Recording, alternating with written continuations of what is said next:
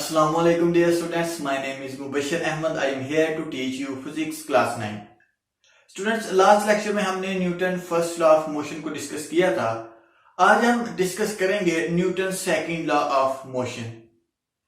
उसके सबसे पहले हम स्टेट देखते हैं, उसके बाद इसको मैथमेटिकली देखेंगे एंड लास्ट पे हम न्यूटन की डेफिनेशन को देखेंगे. ठीक है, इसको डिस्क्राइब करेंगे. इसकी स्टेट ये है, When a net force act on a body, जब नेट फोर्स एक्ट होती है उन बॉडी के ऊपर, it produces acceleration in the body. Net force एक बॉडी में एक्सेलरेशन प्रोड्यूस करती है in the direction of the net force, जिसकी डायरेक्शन होती है नेट फोर्स की तरफ. ठीक है. The magnitude of this acceleration is directly proportional to the net force acting on the body and inversely proportional to its mass. ठीक है student, force apply हुई, एक बॉडी में एक्सेलेरेशन प्रोड्यूस हुआ. एक्सेलेरेशन कैसे प्रोड्यूस हुआ? जब एक बॉडी के ऊपर फोर्स अप्लाई होगी, वो पहले रेस्ट पे थी, जब फोर्स अप्लाई की हमने तो वो बॉडी मूव करना शुरू हो गई. उसकी वेलोसिटी पहले और थी और जब वो मूव हुई उसकी वेलोसिटी और थी. यहां पे क्या हो गया, यहां पे चेंज इन वेलोसिटी आ गई. और हमने लास्ट लेक्चर में इन डिटेल देखा था सेकंड चैप्टर के,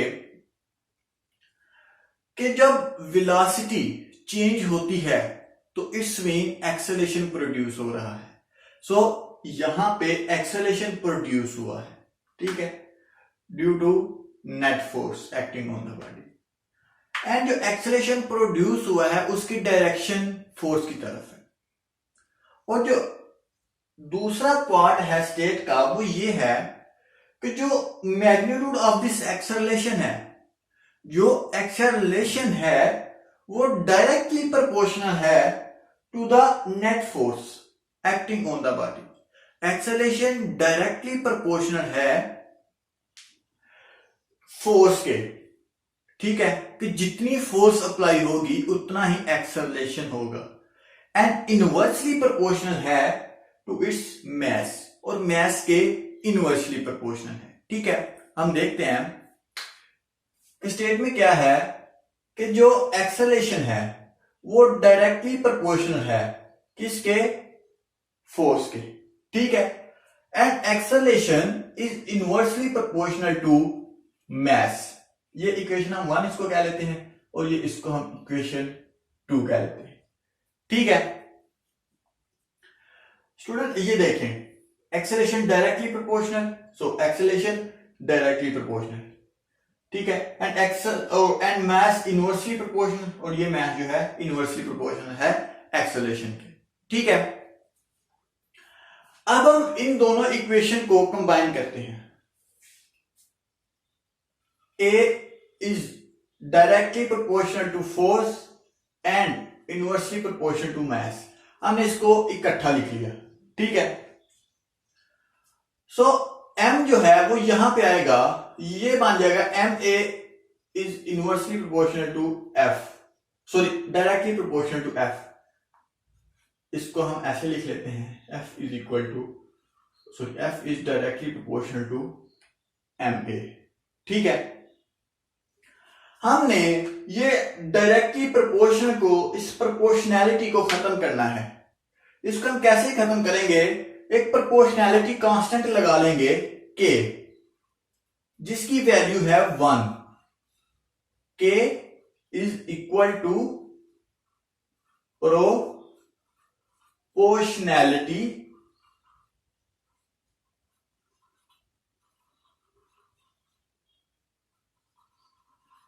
ये K जो है ये प्रोपोर्शनैलिटी कांस्टेंट है.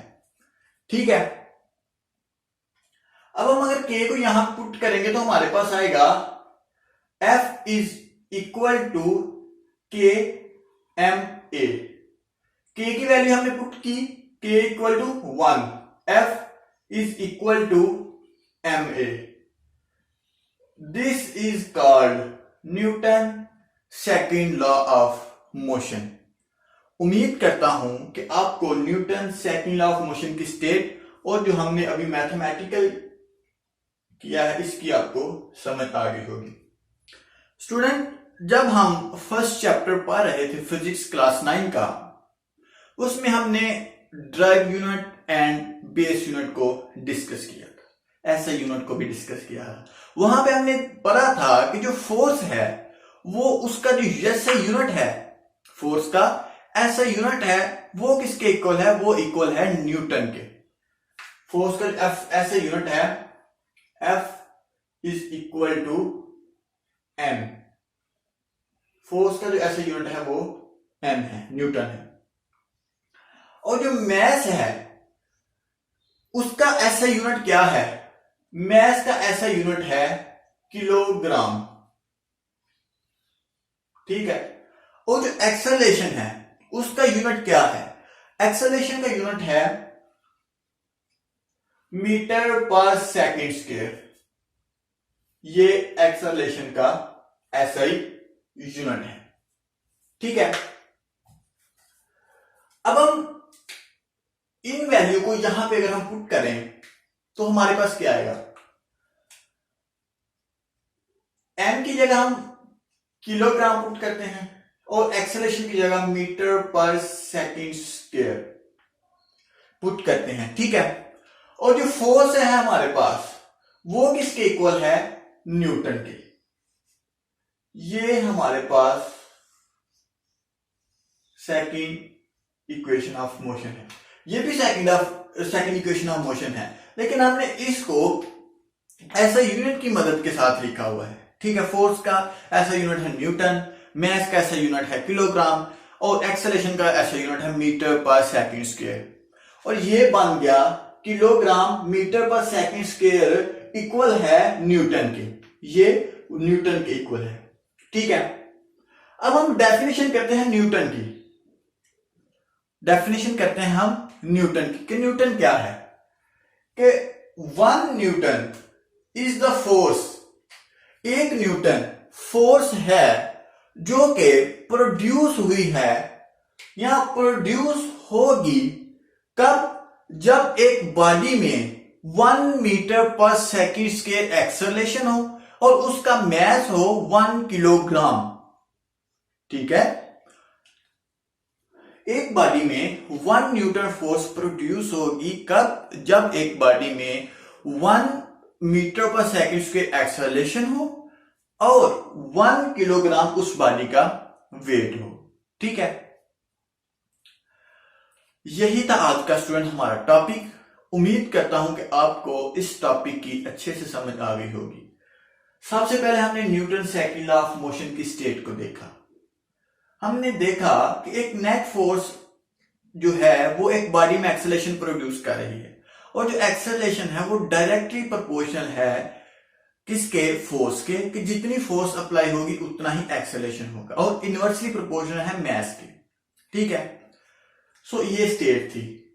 अगर हम एक बॉडी पे फोर्स ज्यादा लगाएंगे उसका एक्सेलरेशन भी ज्यादा होगा और मास जो इनवर्सली प्रोपोर्शनल एक्सेलरेशन की, इसका मतलब ये है कि फॉर एग्जांपल हमारे पास एक ट्रक है, उसका मास स्टूडेंट बहुत ही ज्यादा है और उसकी जो वेलोसिटी होगी अमूमन उसकी वेलोसिटी बहुत कम होगी। सो अगर वेलोसिटी कम है तो उसका मास भी, वेलोसिटी कम है तो उसका एक्सेलरेशन भी कम होगा, ठीक है। सो हमने फिर ऐसे मैथमेटिकली देखा कि एक्सेलरेशन को हमने सबसे पहले फोर्स के डायरेक्टली प्रोपोर्शन रख दिया, उसके बाद एक्सेलरेशन को इनवर्सली प्रोपोर्शन रख दिया मास के, फिर हमने इन दोनों को कंबाइन कर लिया, फिर बना हमारे पास A directly proportional F and inversely proportional M. फिर हमने एम को इधर ले गए, सो फिर बना हमारे पास F is equal to, sorry F is directly proportional to M A. हमने ये प्रोपोर्शनैलिटी कांस्टेंट को खत्म करना था, इसकी जगह हम एक के लिखते थे, के लिखते हैं जिसकी वैल्यू है 1 और के को हम कहते हैं प्रोपोर्शनैलिटी कांस्टेंट। हमने यहां पे के को पुट किया और के की वैल्यू हमारे पास 1 थी तो हमने यहां पे एम ए लिख दिया। ये हमारे पास बन गया Newton second law of motion. फिर हमने इसके यूनिट को देखा कि फोर्स का यूनिट है न्यूटन, मास का यूनिट है किलोग्राम, एंड एक्सेलरेशन का यूनिट है मीटर पर सेकंड स्क्वायर। हमने एक्सेलरेशन की फॉर्म में यूनिट की फॉर्म में ये लिखे। उसके बाद हमने देखा कि एक न्यूटन है वो इक्वल है किलोग्राम मीटर पर सेकंड स्क्वायर। फिर हमने न्यूटन की जो डेफिनेशन है उसको किया। स्टूडेंट्स, यही था आज का हमारा टॉपिक। उम्मीद करता हूं कि आपको इसकी समझ आ गई होगी। सो अल्लाह हाफिज, स्टे ब्लेस्ड।